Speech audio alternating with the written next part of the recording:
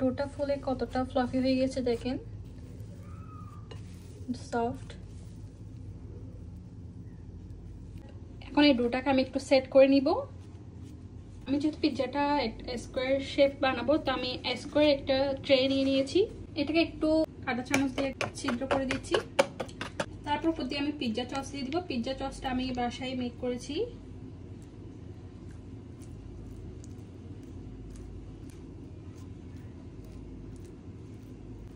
তো আপনারা চাইলে দোকানে যে পিৎজা সসটা পাওয়া যায় সেটাও ইজিলি অ্যাড করতে পারেন। আমি যেহেতু সসটা বেশি পছন্দ করি, সো আমি বেশ অনেকগুলা দিয়ে দিলাম। আমি এখানে ফুল রেসিপি শেয়ার করে নেই। তারপর আমি কিছু মজারেলা চিজ দিয়ে দিচ্ছি।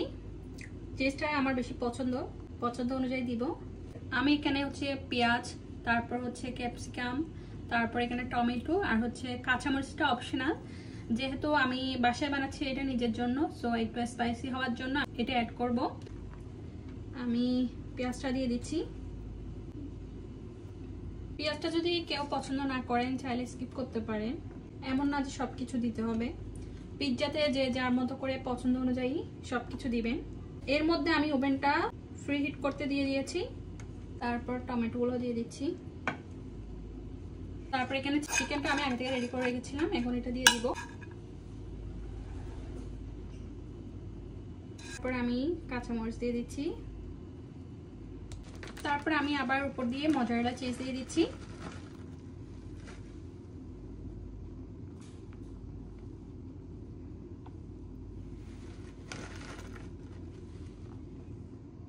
তারপর উপর দিয়ে কিছু স্লিপলেক্স দিয়ে দিচ্ছি।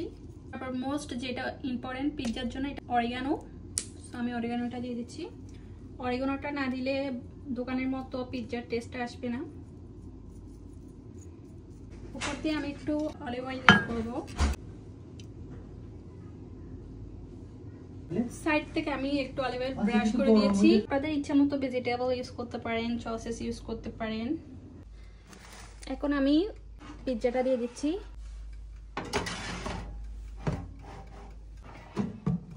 তিরিশ মিনিটের জন্য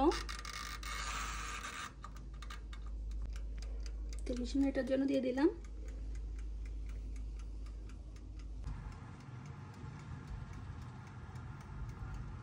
মিনিট হয়ে গিয়েছে, এখন দেখি। মাশাআল্লাহ, মনে হচ্ছে হয়ে গেছে। চেক করে দেখলাম এটা হয়ে গেছে। মাশাআল্লাহ মাশাআল্লাহ, দেখেন কি সুন্দর কালার আসছে আর এত সুন্দর একটা স্মেল আসতেছে। মাশাআল্লাহ। আমি এক পিস কেটে দেখলাম। সি অনেক গরম।